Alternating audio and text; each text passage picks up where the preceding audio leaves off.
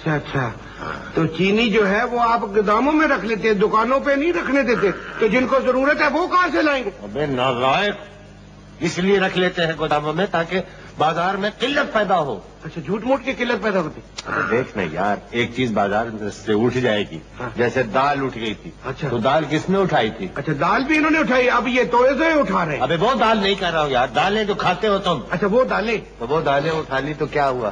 بازار میں دال نہیں تھی، 16 روپے بکی، 18 روپے بکی، وہ مہربانی تھی 16-18 بکی، وہ 40 روپے شیر بھی بیچتے تو لوگ خریدتے، جاتے کہاں وہ؟ اب آ گئی ہے باری چینی کی، ساری کھینچ کے تو گوداموں میں یہ ٹھوس دیں گے، جب بازار میں نہیں ہوگی چینی تو جس مرضی سے بیچیں گے بکے گی۔ اس کا مطلب یہ ہو گیا نا کہ مہنگائی صرف اس لیے ہے کہ دکانوں کی بجائے اب چینی جو ہے وہ گوداموں میں سجی ہوئی۔ صرف چینی نہیں اور بہت سی چیزیں بھی سجی ہوئی، تو آدمی ایسے ہی امیر تو نہیں بن جاتا۔